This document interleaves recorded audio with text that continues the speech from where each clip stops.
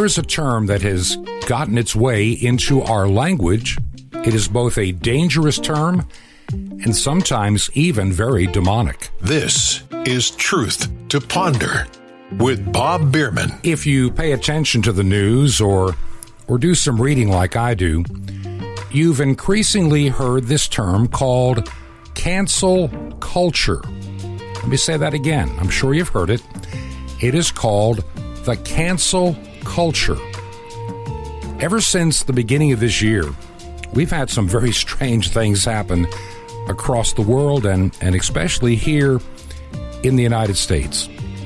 For 4 years here in the United States, first we had to deal with all kind of phony impeachment nonsense coming out of Washington, millions upon millions of dollars just flushed away needlessly because of anger and politics.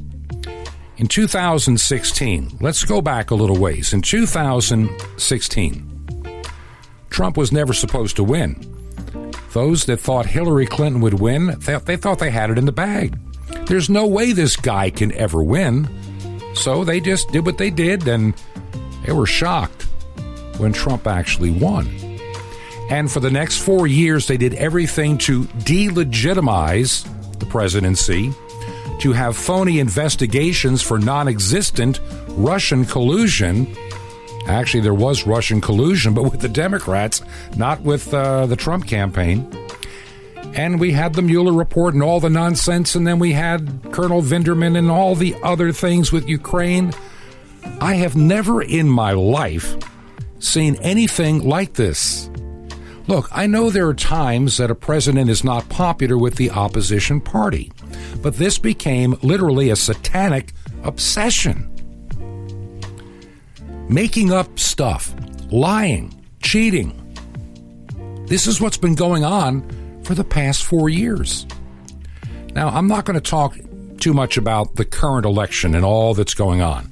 There's still a lot to sort out, and I've got a deep feeling inside, well, that, let's put it this way, there was some cheating in some certain states. Time will tell. And if the election ends up being stolen, I don't think our nation will ever recover. I really don't.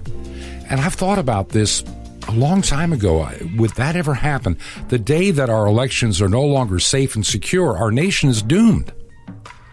But how do we get to this point? And where do we go to fix it? Well, number one, the cancel culture. The cancel culture is literally an anti-culture. It seeks to come up with words and terms that sound good but mean actually something very different. And we are trying to pit one group against the other in all things.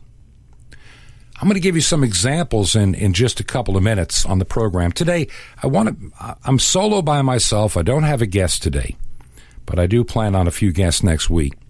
I just wanted to take some time in this first segment to talk about the danger of the cancel culture and also how it has worked its way in the education of our children. Literally turning children against their parents, against their church, against their history, and even against their parents. And that's why, in spite of all these difficulties, and man, there are plenty, and I don't want to sound really depressing as I get into this, but I just want to make you understand what is going on. And then what can we do to fix it? The pandemic has been a wonderful cover to allow even worse things to happen this year that I don't think under other circumstances would have happened. It's a strange time, and I'm so thankful that I'm one of the redeemed. And regardless, it's all in God's hands. Troublesome times are here, filling men's hearts with fear. Freedom we all hold dear, now is at stake. Humbling your hearts to God, saves from the chastening rod. Seek the way pilgrims trod, Christians await. Jesus is coming soon, morning or night or noon. Many will meet their doom. Trumpets will sound, and all of the dead shall rise. Righteous meet in the sky, going where no one dies, heavenward bound.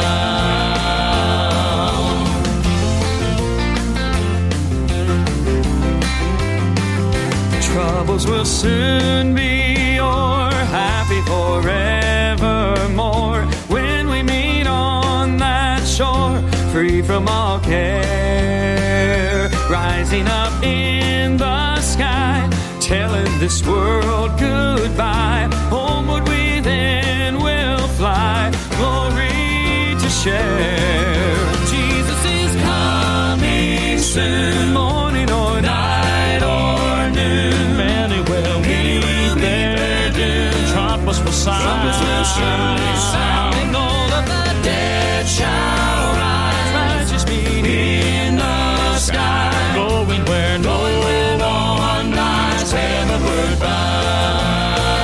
And Jesus is coming soon, morning or night or noon. Many will meet their doom. Trumpets will sound, and all of the dead shall rise. Righteous meet in the sky, going where no one dies, heavenward bound. Going where no one dies, heavenward bound. Heavenward bound.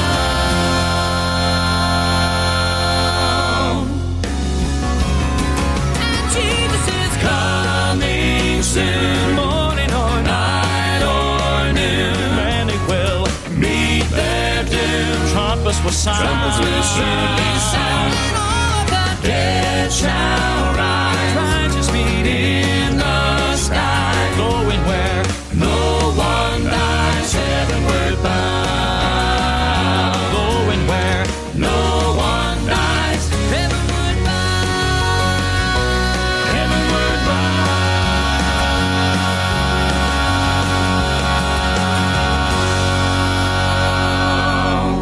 Had a few people that wrote the program by email and even a few letters across the past several weeks that said, man, sometimes some of the things you talk about are a bit depressing. And I know on the surface they may seem very depressing to many people, but they shouldn't be if you are one of the Christians, if you are one of the redeemed. And you shouldn't really be worrying about that all that much because the Bible said these kind of days were going to come. We live in an age where what used to be right is now wrong. What is wrong is now right. The entire world is backwards and upside down. We've always had a sin problem with humankind that goes back from the beginning of time. Yet here we are today, living in an age where the anger of the politics over the past 10 years keeps getting stoked up higher and higher, faster and faster. I've used this term of doubling a penny for a month, one little tiny penny. And I remember when that question was first posed, I guess I was in what's called junior high or middle school, maybe even elementary school, I can't remember. Which would you like to have? A penny doubled every day for a month or, $50,000? And unless you sat down and understood, a lot of people wanted the $50,000. They didn't realize that, it takes a while for the penny to pick up some steam. For example, 1 cent becomes 2 cents when you double it on day one. And on day two, 2 cents becomes 4, and then 4 cents becomes 8 cents. And, you go through the week and you're still under $1. Well, then things begin to change a little quicker in the second and then the third week. And man, suddenly in the fourth week, 20,000 becomes 40, becomes 80, and all of a sudden you're into the first millions of dollars. When you double that penny every day for a month, when you double something, well, this is what I really believe is happening right before our very eyes. I'm serious. I think we look at some of the anger and angst of the 1980s, and I see where there were anger and protest, and people didn't get along. They didn't like Ronald Reagan and this and that and the other. But did we have violence? Did we burn cities down? Did we have to board things up? Did we have people sucker punching other people, leaving a peaceful protest just to be beaten up by those that disagreed? I know in the 1960s we had riots in some of the inner cities, and we had protests about the Vietnam War. And we had division in terms of racial equality, but not at the level and violence and anger that I'm seeing today.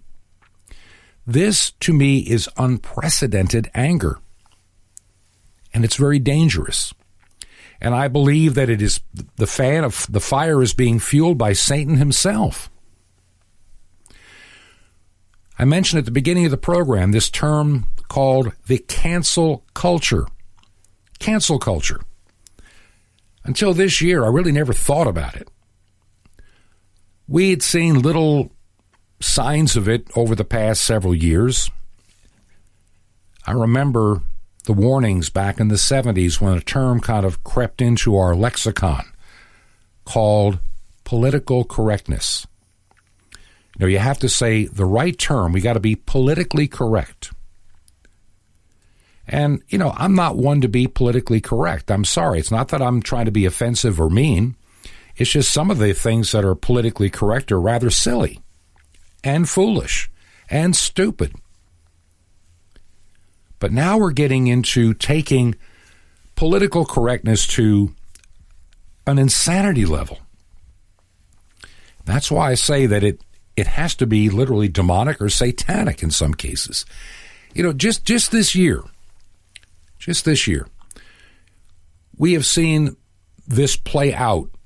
And I don't know why the COVID-19 pandemic allowed this to rise to the insane level that it has. But let's consider some of the things that have happened. San Francisco, it's a crazy enough town on its own. Just look at those people that are in government, the insane real estate prices, and the homeless on the streets, and all the weirdness of San Francisco. There was a mob, literally, that demanded a museum curator. That's right, a museum curator. He needed to be removed. He had to be fired. He had to be canceled out of his job because he mentioned that his museum would still collect art from white men.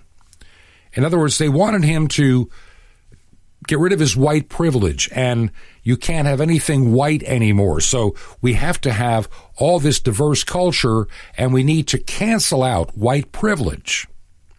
And they demanded he be removed and fired for simply accepting artwork for the value of the art. A Palestinian immigrant and a business owner had his lease canceled and his restaurant boycotted. Okay? A Palestinian immigrant and a business owner had his lease canceled and his restaurant boycotted. What was the terrible thing he did? After activists dug up his daughter's old offensive social media post from way back when she was a teenager. And for that, he lost his lease and his business. An Hispanic construction worker was fired for making a supposedly white supremacist hand signal that for most people has always just meant okay. I can remember seeing people at a construction site. My dad was in the business. They might take a little fall or get hit by something, and they would get up and give that same, yeah, I'm okay, I'm fine, don't worry, don't need to call an ambulance or something. I'm all right. A soccer player was pushed off a Los Angeles Galaxy roster because his wife had posted something that somebody perceived as racist. That's a term that's getting a lot of abuse these days, racist, on Instagram. the head opinion writer of all places, the New York Times, was fired and his colleague demoted because they published an op-ed by a U.S. senator arguing a widely held position, and liberal colleagues claimed it was just, it puts black lives in danger. This is the silliness we're getting into, the insanity of the cancel culture. They make up stuff. They lie. But they're angry, and they're determined. There's a fire and a sickness in their eyes. A data analyst tweeted out the findings of a research paper. And this, by the way, was from a black scholar, okay? By a black scholar about the ineffectiveness of protest. And he was fired after colleagues claimed their safety was threatened. And I don't get how that happens. When did truth make you a victim? Now, here's somebody I have no appreciation for it all. Led by progressives, as predominant as the New York Times columnist Paul Krugman, there's a man that is intellectually bankrupt. He's the one that back in 2016 warned in October that if Donald Trump is elected president, the stock market would tank and America would go broke and we'd be literally in bread lines and soup lines in early 2017. That's what he predicted. It didn't happen. But then again, nothing he ever has predicted has ever come true. So why he is still employed by the New York Times, well, it's beyond me. He got a woke mob, tried to get a Chicago economist fired from his editorship, from being an editor of an economics journal. Why? For tweeting and embracing defund the police undercuts Black Lives Matter movement chances of being a real reform. In other words, this guy said that the entire Black Lives Matter movement, as it was playing out, was actually hurting the cause. And for saying the truth, people intellectually, morally, spiritually, and otherwise bankrupt people like Paul Krugman. By the way, I'm going to give you some free advice. Free financial advice. If Paul Krugman says do something, don't. And if he says don't do something, do. You'll find your investments look a whole lot better. Because, see, Paul Krugman couches all his investment thinking in his bankrupt politics. And if you follow his leading, he will bankrupt you as well. These are just a few examples of this entire cancel culture. You can't say certain things on social media anymore because the tech tyrants now know more than you. You can say something truthful and find it covered up by, we have fact checkers that have said this is not true. Really? Who made them authorities? There are a lot of things that I saw working in emergency management earlier this year, and I still see. And I see things being said to this day that are simply not true, but they become the truth to many. And if you go up against that phony truth of theirs and try to just be reasonable, they cut you off, they shut you down, they put you in Facebook jail. And the same is true. The same is true with Twitter. Now, Twitter's really getting bad. We live in this age of a cancel culture. And the whole idea is to destroy the American culture as part of what the world wants to have happen. See, America being free, the United States having freedom of speech, freedom of religion, those things are a danger to those that would like to run your life and take over the way you live.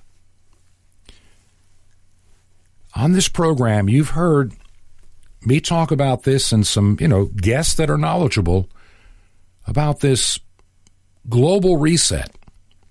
Well, as long as Americans are still free, as long as Americans can share their opinions, as long as Americans can go to their church, that is a threat to the New World Order. And that's why this pandemic has allowed some of this nonsense to just double and amplify in less than a year.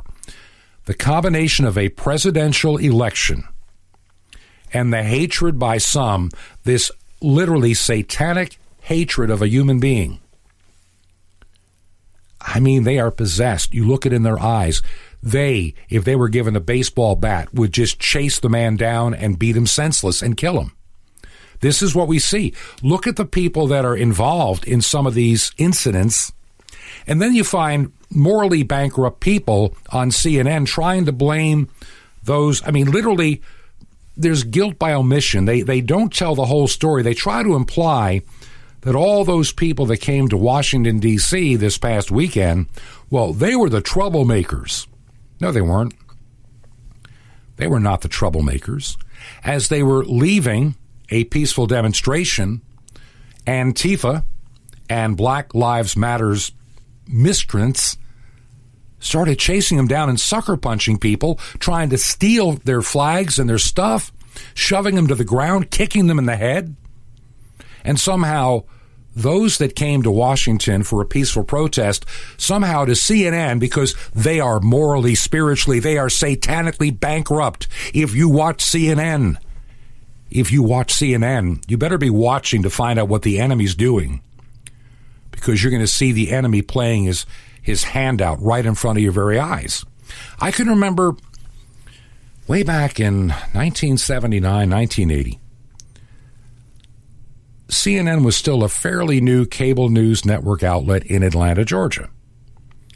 And I had been chief engineer of one of the largest stations in the market, and I was offered the job at the time to become the director of engineering for CNN Radio, which is what they were wanting to develop next, a news network. And I was going to take it, but for some reason, the money was good, but for some reason, something said inside, don't do it. Don't take that job.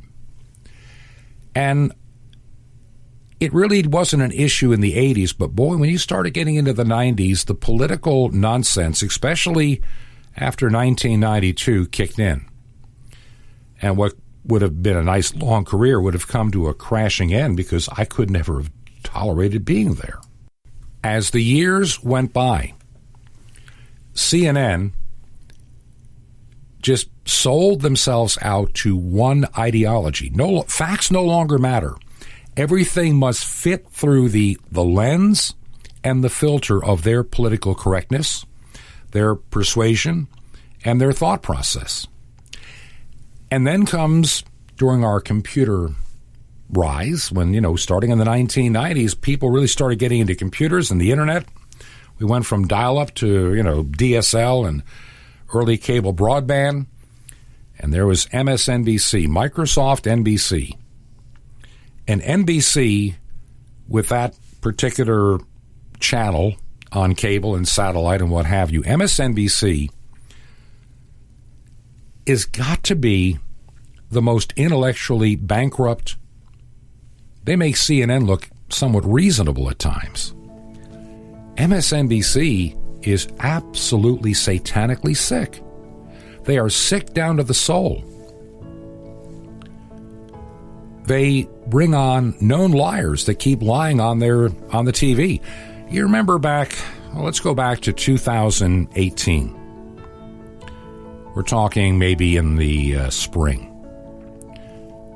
The Democrats are running their candidates for office. They're going to take the House if it's the last thing they ever do. And they have all this Russian collusion investigation going on.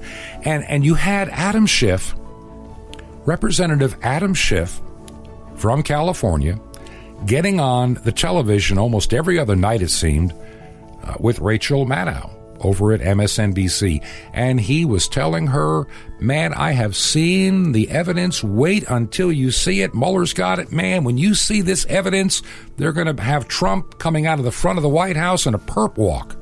It's going to be so bad. You just wait.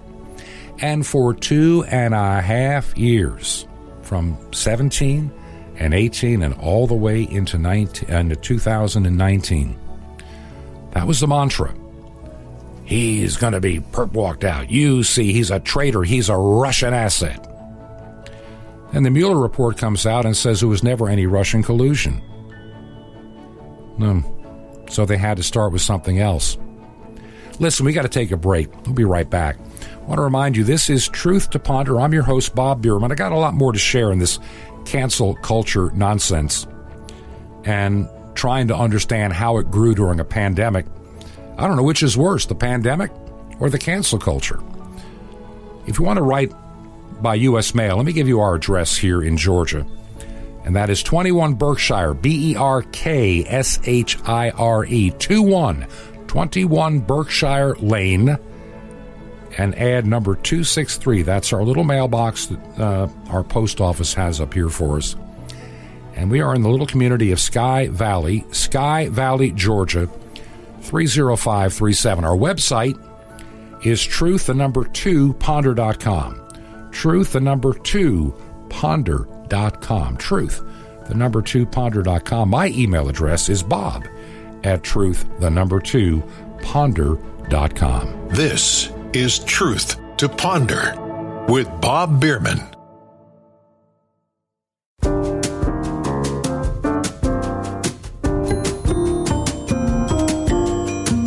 This is Truth to Ponder with Bob Bierman. And welcome back to part 2 of our Thursday edition of Truth to Ponder. And I'm your host, Bob Bierman. Got a few things I want to share in this half hour. More about the cancel culture and some of the silly things we see going on. I mean, stop and think. Many of us have been so busy with the coronavirus fear, scare, shortages, everything that goes with it. The case numbers rising, the case numbers falling. What's accurate, what isn't? We've talked about that extensively on this program. And I wonder at times, I'll say this much, and I think many of you will agree. When you look at this carefully, China knew about this issue way back last year. I mean, probably some say November, some say October, and others say maybe even as early as September. Well, they may have contained it and kept it out of Beijing, but they let it run rampant for a while in Wuhan. And people were still traveling from Wuhan to the United States and to Europe and other locations around the world, but they couldn't travel from Wuhan to Beijing. And so I wonder at times, I wonder, was this intentional? Was this accidental or accidental and then allowed to go intentionally? I don't know. But for me, with all that I've seen and the way it's played out globally, the way the WHO early on said, oh, this is not even contagious to humans, nothing to see here. And we listened to the false responses coming out of China on this virus. And the world was impacted. And people got sick and many died.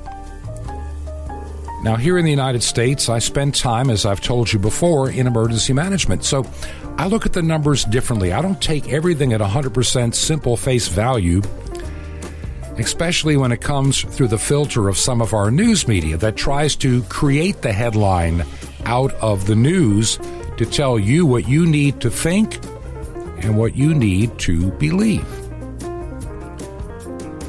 Do I believe that the 240 some odd thousand Americans died because of this virus only? Honestly, I don't. And it's not that I'm anti-science. It's just that I understand enough that even the CDC, though they got kind of, beaten down for saying it, they talked about only 6% of the people that died out of that number died because of COVID-19. Others died of other causes with COVID-19 and maybe not necessarily driven by COVID-19. So there are a lot of numbers out there that need to be assessed. One of the numbers that bothers me the CDC tries to say we've had these unaccounted for deaths this year, yet our total death rate this year is lower than last and the year before that. So is this the pandemic that they say that it is? How often does a bankrupt intellectually media outlet like NBC or CNN tell you the average age of somebody that died? They don't. They just say that X number of people are in the hospital and X number died. And they don't want you to know the rest of the story, because the rest of the story doesn't work for what they're trying to get you to do and believe. This is the issue that I've had consistently with the media. They're using this pandemic and they're taking it beyond what it is. Is it dangerous? For some people, yes. I might even fall in that category. I'm 66 years old. My wife has asthma. She might have a rough time if she were to get it. So we take appropriate steps to protect ourselves. But we don't have to decimate the economy in the process. And this is what has been disturbing to me. You notice the people like the Galvin Newsoms of this world, the de Blasios of this world, the Mayor Lori Lightfoots of the world, and in small towns and large, all across the country, they can say, we need to shut down the restaurants. We need to curtail local business. Those people that make those assessments, they're getting their paycheck because they're considered essential workers. But you know, you that worked at that restaurant, trying to make ends meet, maybe trying to go to school, maybe a second job because you're trying to better yourself, and all of a sudden that income is gone, and you're trying to live off unemployment or whatever the case may be. Maybe you owned a small business, and I can think of a number of people that I know and people that I've read about in addition, where a family worked for years and they saved their money to invest in their own business that they could have and even pass down to their children and perhaps their grandchildren. And many of those businesses are going to be gone forever because, you know, it was bad enough. You remember back in March, 2 weeks. 15 days to flatten the curve. We're just going to all go home and pick up takeout, and we're all going to stay home, and this is all going to go away. 15 days to flatten the curve. That's what you were told. Now, what I was told in emergency management, 15 days and pray that we don't overload the hospitals because of the numbers we've been given. Remember the numbers? Stop and think. The absolute only reason we did this 15 days to flatten the curve was because at that point in time, we are still working with these bogus numbers that all the great scientists said were going to be true. That in the United States, 2.5 to 3 million people will die before summer. That's it. And if that many die, we might be looking at millions going into the hospital. And so we needed to flatten the curve and slow the spread and spread it out over a longer period of time. That was the theory.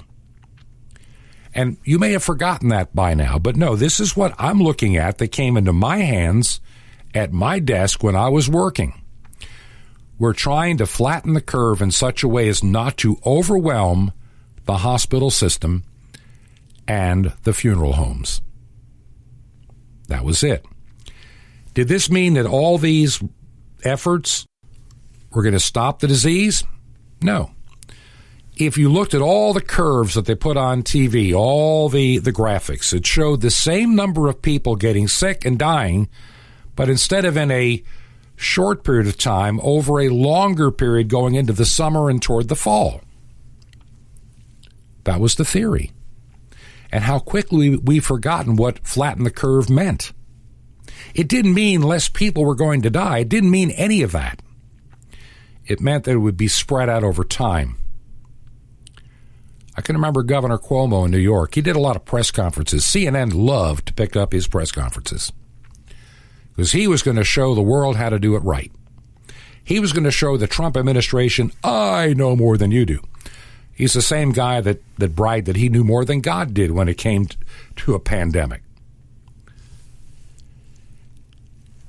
And there he is, making his press conferences, yet he has more people dying per 100,000 in his state, except for New Jersey. They were pretty bad, too, because they were busy trying to do things their way, and there was some information out there at the time of the best way to contain.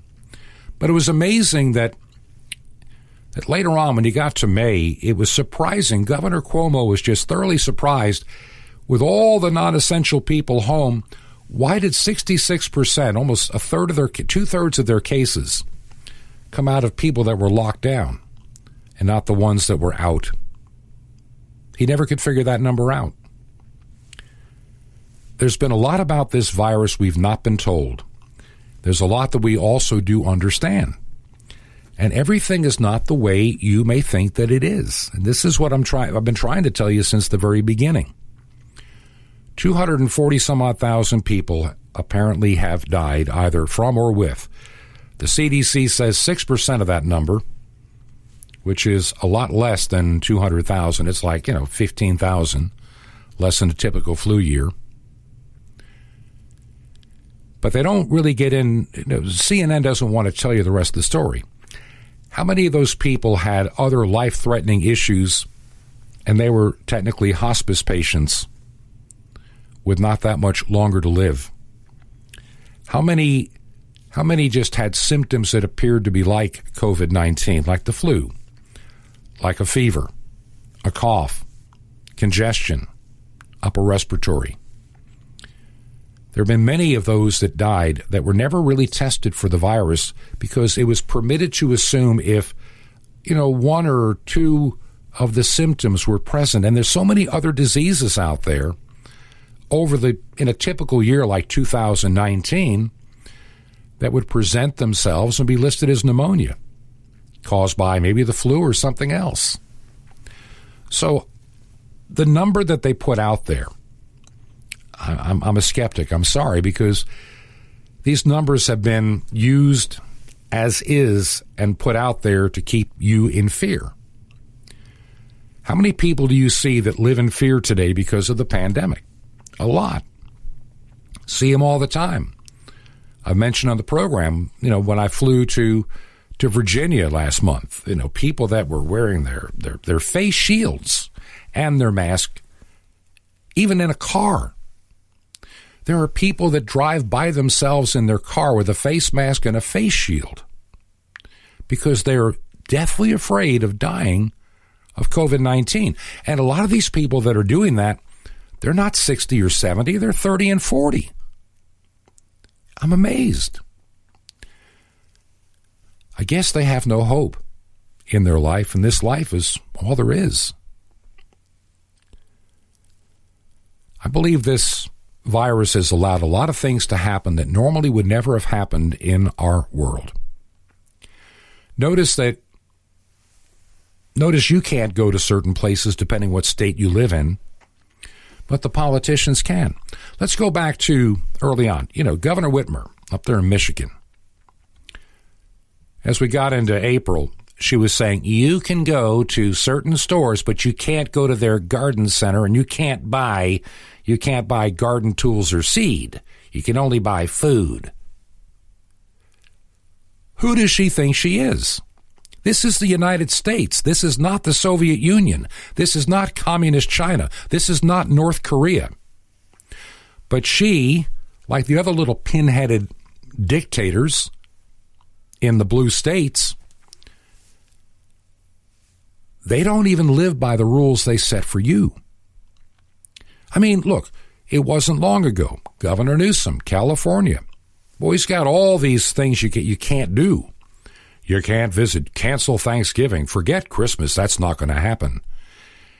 Yet he goes to a birthday party, thoroughly exceeding his own orders, And he just laughingly apologized. Oh, I'm sorry. We make mistakes. Yeah, others that make mistakes like he did, they don't get away with just a little fake apology. He only apologized because he got caught. Let me say that. He only apologized because he got caught. There would be no apology coming out from Governor Newsom if he could have gotten away with his private party. But other people aren't quite as lucky. 7 Californians, they went out for a drink that was deemed non-essential. They didn't get a warning. They got fined $1,000 apiece. Hundreds of thousands of restaurants and bars ordered closed by Newsom will unlikely get off with an apology if they are caught breaking the state's restrictions. He's got strike teams out there, and they'll shut them down. They'll threaten them. And he doesn't care that they're going broke and they're losing everything. We have to get rid of the virus. We have to deal with the virus. That's all we hear is the virus, the virus. It doesn't matter that we have hundreds of thousands of people that have lost their jobs and their businesses may never come back. My wife and I were over in a town across the border in North Carolina a couple of weeks ago. And there was some partial opening up of certain things, and we decided to check on a restaurant we hadn't been to since last year, because we had been back in Florida, and then we're back up here, but with COVID and everything else, we weren't going anywhere. It's gone. And a little thank you note on the door, gone for good. They couldn't afford it. They shut it down and bankrupted. That's just one of mega thousands of them. The price of the lockdown, the damage that's going to be done is going to be far worse than the virus itself before it's all over. There are victims of domestic abuse and violence. There are children that are afraid of their own shadow now because they're afraid they're going to die because the media tells them that if you get corona. We have family members that when they heard that my wife's daughter had the virus, she thought she was just going to die. I mean, ask how long before they die.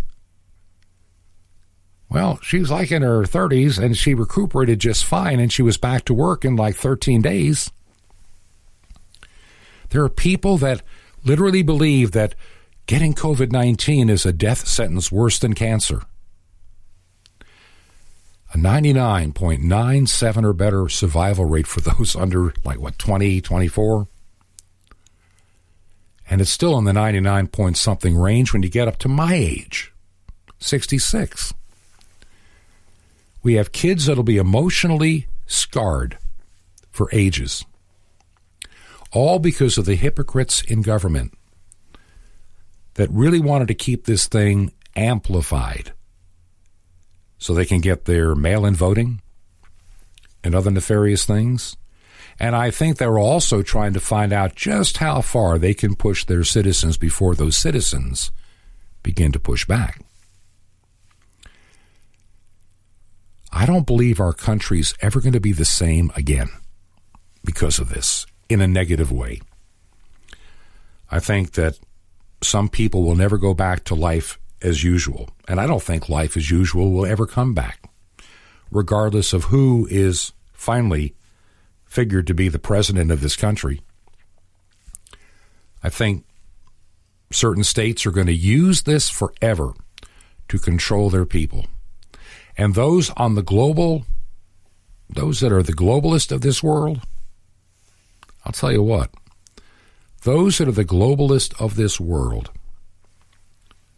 are in glee over this pandemic because it allows them to gain more control over your life and my life. I try to bring hope, and I notice, I've got a lot of letters. Maybe next week I'm going to get into a few of the letters, and I'm going to try to respond back to those of you that wrote me. But here's something that just comes to my mind, and I just share this prayerfully. We as believers I know some of you believe in a rapture and you get out of all the bad stuff, and others don't. And I'm one of those that don't believe that. I don't believe in the rapture as it came out in the 1800s. The church has never believed that. Maybe you do, but I don't. I believe that the church will survive just fine because we'll take care of ourselves like the early Christians have done. And in oppressed countries, they do. In the United States, we've never faced anything bad before. And so we find out just how many church attenders are not really a part of the body of Christ. The truth is, Jesus is coming again. And yeah, we've seen just in the last 100 years some very difficult times. In the year of 1918, a man faced a mighty disease, and killing many 1,000 on the land and on the sea. We've been told God has warned us, Jesus is coming soon. We've been told God has warned us, Jesus is coming soon. Yeah.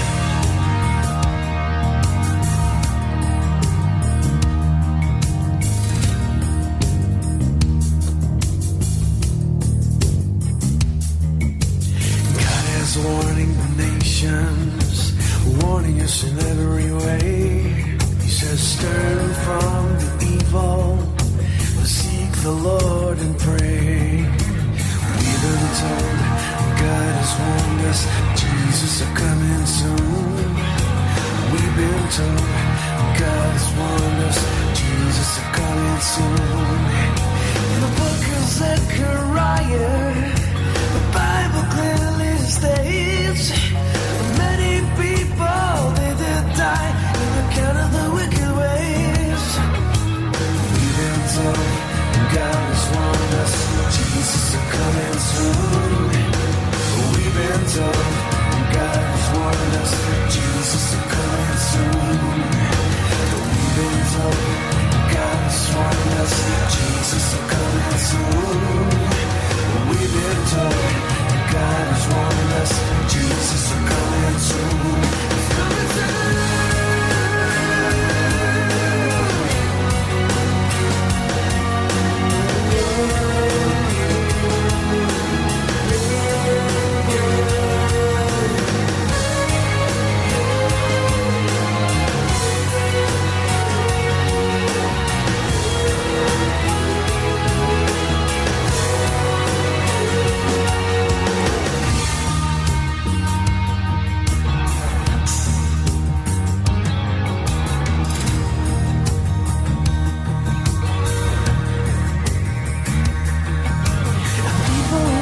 Salvation, people dying of AIDS, people killing the babies, crying save the West today.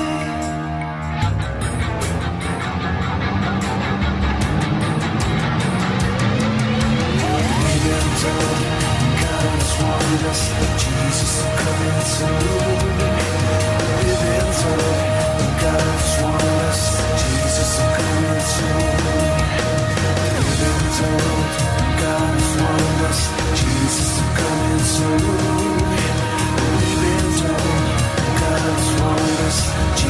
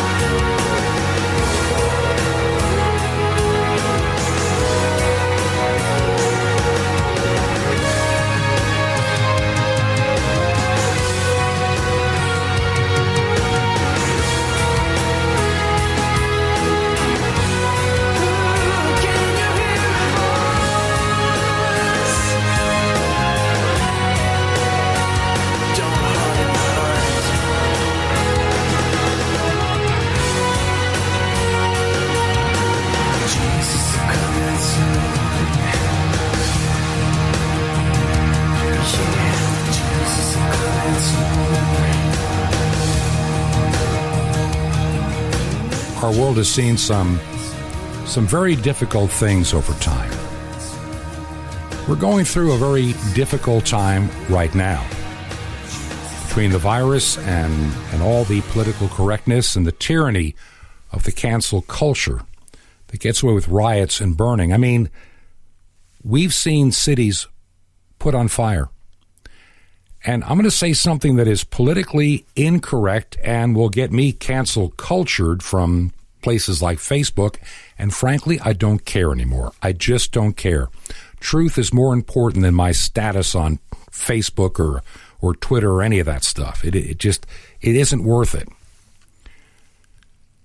In the United States, I looked up some statistics. To hear Black Lives Matter and their protest and all the silliness, with Mayor de Blasio in big orange or yellow letters, Black Lives Matter in front of the Trump Tower in New York to show just how idiotic that man is. He's a sick individual that has no business leading a city. The man is insufferably insane, satanically insane. But, to hear them talk about it, you'd think that police officers are out there on the hunt every night trying to shoot and kill unarmed black individuals. You'd think if you were to ask some, high school student or recent college graduate, how many young black men that are unarmed get killed by the police every year? And they may say anywhere, and I've heard this, like, 1,000, 500, 10,000. I mean, the numbers are all over the road. The truth is that in 2019, there is a dispute on the number. One is as low as 13 and one is a little bit higher. So we'll go with a little bit higher number. And that's in a country of 330 million people. That in the entire United States of 330 million people, about, let's say, 15 technically unarmed black people were shot and killed by the police. Now, in some of the cases, they were charging at them with a knife or charging at them with their hands, and they were able to almost overpower the officer. There are a lot of things when you look at it. It's not the crisis that they try to paint it out to be, like there are thousands dying. And yes, there's some sadness and there are things that need to be explained. And every time something happened, there was one guy, as you saw on the TV, he was going to take off with kids and he wouldn't listen and he was going for a knife. And so for that, they burned down a city. They burned down black-owned businesses. That doesn't make any sense at all. It's insane. But the cancel culture wants to get rid of white privilege. That's what they call it, white privilege. What the heck is white privilege? Whatever happened to hard work and honesty? I thought that's what we were supposed to be trying to achieve. And all this during the time of a pandemic. And then you've got these pin-headed dictator governors, little Napoleons. C.S. Lewis, I'll tell you what, he said it best. It would be better to live under robber barons than under the omnipotent moral busybody. Of all the tyrannies, a tyranny sincerely exercised for the good of its victims can end up being the most oppressive. And coronavirus has been that. Lewis was right. While saving lives might be what they claim to be doing with all these restrictions, I can't explain this any other way. A politician cannot save a life. They can only trade a life in this pandemic. These lockdown experiments that are failing, but they keep doing it, may theoretically end up saving some lives, but they'll claim countless others to other causes. And they don't want to recognize that. And also throwing people into poverty and losing everything. They don't care about that. Remember, the ones that make the rules, their paycheck is still coming unaffected. It's only your paycheck that's going to be in any kind of danger. I can't emphasize it enough. Don't believe everything you're reading and seeing. I really believe there's a lot more. We're going to get into it next week, I can tell you right now. We're going to have a few guests on. We're going to really talk about this and also look around the United States a little bit and around the world. What else is happening? The great global reset is coming, and we need to stand up to it here in this country. We can either be sheeps led to the slaughter or stand up and be counted. This is the radio program and podcast Truth to Ponder. I'm your host, Bob Bierman. I'm going to give you my mailing address in Georgia. We're here through the end of the year, it appears. And our address is 21 Berkshire Lane, number 263. That's 21 Berkshire, Berkshire Lane, number 263. We're in the city of Sky Valley, Georgia. That's Sky Valley, Georgia. And the zip code is 30537. Tomorrow we come back with another program. Got some special stuff for you to hear on Truth to Ponder. Until the Friday and weekend edition, it's my prayer that God will richly bless you today, my friend. This has been Truth to Ponder with Bob Bierman. To find out more, visit our website, truth2ponder.com. That's truth2ponder.com. Truth to Ponder, shining the light of truth in a darkening world.